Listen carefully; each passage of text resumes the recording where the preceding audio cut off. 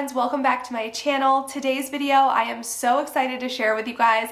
I chose 3 of the most popular methods to achieve that aged stone look, and these vessels are so popular right now. Designers are using them to stage high-end properties. I've seen them at Pottery Barn and other designers, and they can go for hundreds of dollars. So I thought it would be fun to find some thrifted items and also repurpose some items around my house to achieve that same look for less. So in today's video, I'll be walking you through all 3 of those methods, sharing the pros and cons of each so you can decide which one that you want to try out for yourself. Here is my inspiration picture for DIY number 1. We are using Plaster of Paris for this. It comes in a powder form, so I'm mixing a little bit at a time with water until I have a consistency that feels like clay.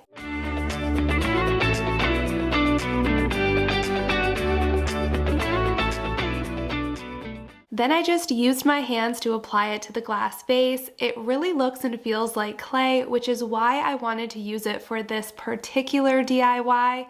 But with that being said, out of all the DIYs from today, Plaster of Paris was the hardest to work with. You really need to move quickly with this. Once it starts to dry even a little bit, it begins to harden and crumble, and at that point you need to make another batch. So definitely make small batches at a time, and when the consistency is right, work quickly to get it onto your vase before it starts to dry.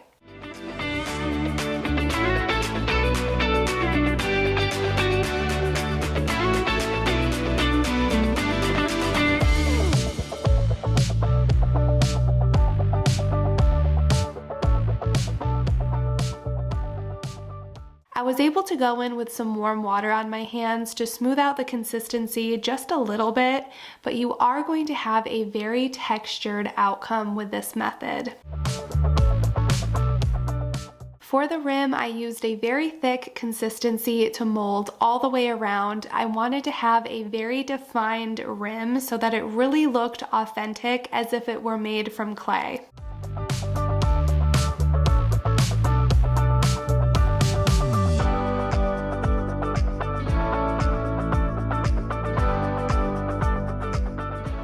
Now I'm using a little bit of actual air dry clay from Michael's and forming those into little blueberry sized balls. I believe I used about 70 of them for this vase.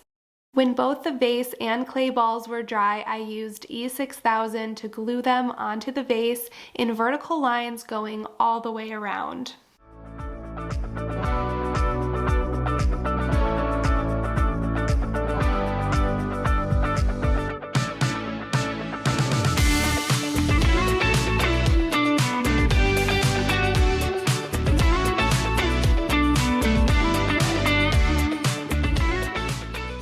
Then I went outside and used a flat white paint and primer just to even out the color and consistency of the entire piece before I started applying my acrylic paint color.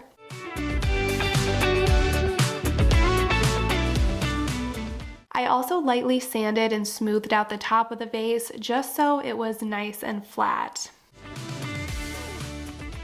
I really liked using this fan style paintbrush for this project. I will list the names of all of the paint colors I used in the description, but I'm first using this light gray and diluting it even more with water on my fan brush, and I really like the stone appearance that it brought to this piece. I wanted it to stay pretty light overall, but using a mixture of gray shades to add the look of stone and give it a more aged appearance.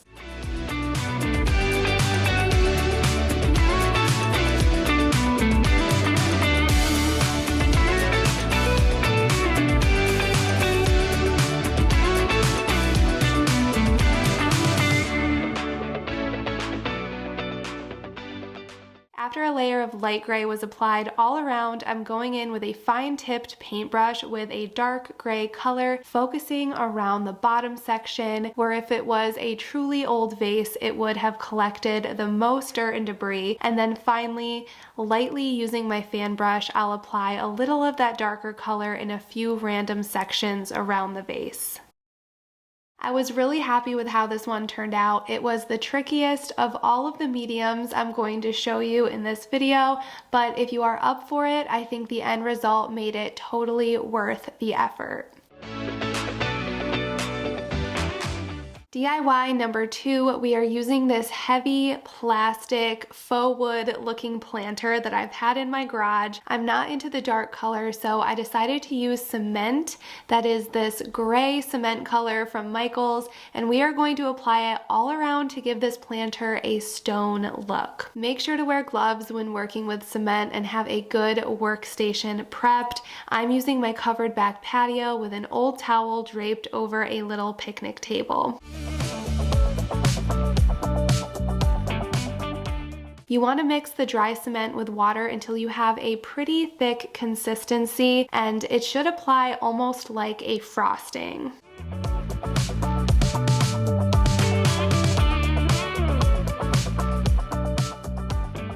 I used a putty knife to apply it all the way around. It will lighten up quite a bit when it dries, and there was a little groove at the bottom where I just packed in a little bit more of cement just so it was all one cohesive piece. And then I made sure to coat around the rim really well and went about 1/4 of the way down on the inside as well.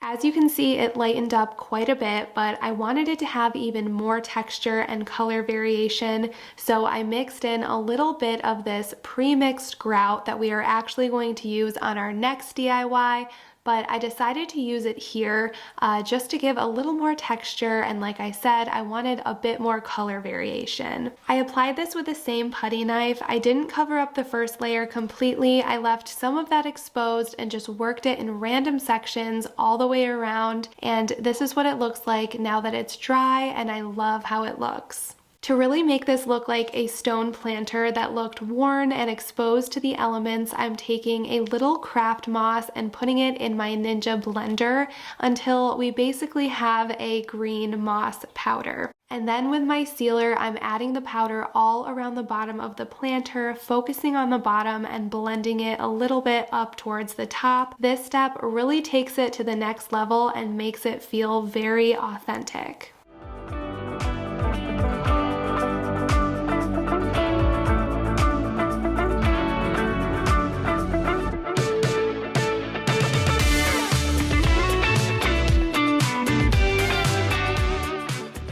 I'm using an old towel and some bags to fill in around the tree and keep it snug and secure, and on top I'm using a moss runner. I found mine at Michael's, and I'm cutting around the shape of the planter and tucking it in around the sides.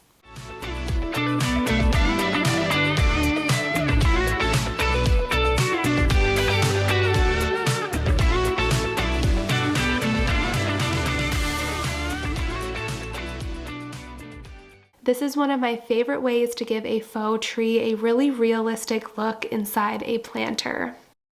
If you don't mind a little prep work and aren't really into painting something to look like stone, this method will be perfect for you. It gave my tree such a high-end look at just a fraction of the cost. DIY number 3 is such an amazing transformation. I found this vase at the thrift store for $2, and we're using pre-mixed bright white grout for this one. This was by far the easiest medium to work with out of the 3. It was not clumpy at all like the Plaster of Paris and wasn't as intimidating as working with cement. I used another putty knife to apply this one and worked it onto the vase in vertical motions until the vase was completely covered, and then I took my putty knife and swiped it horizontally across all the way around just to break up those lines and give it a more textured look.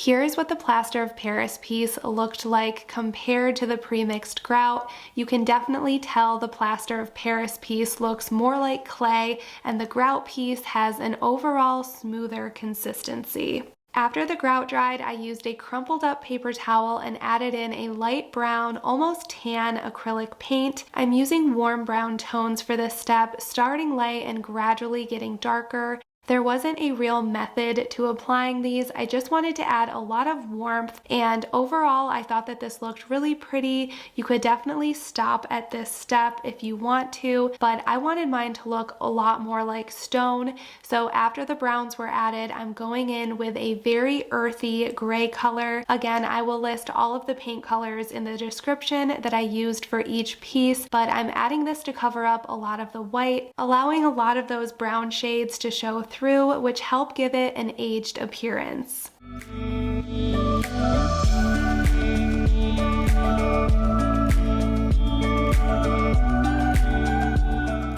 And again, I'm adding a darker shade to the bottom and blending up and fading it into the lighter gray tone.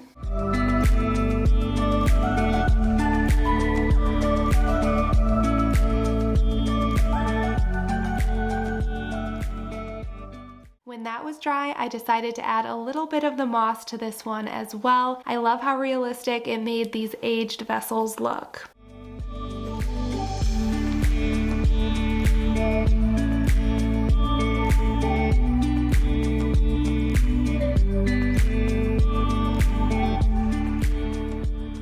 And then I forgot to show this earlier, but before I brought either of these back inside to style, I went over them with a clear sealer.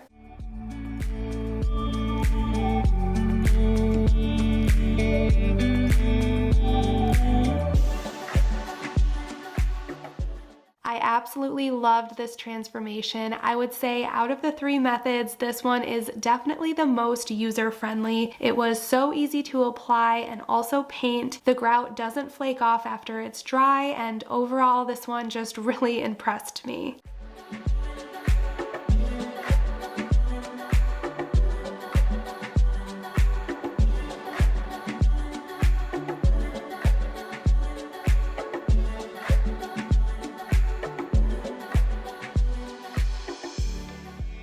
Alright friends, thank you so much for watching. I love how each of these three vessels turned out. Let me know which one is your favorite, and if you plan on trying any of these methods. If you do make any of these, make sure to tag me over on Instagram so I can see. Thank you so much for watching this video, and I will see you in my next one. Bye guys!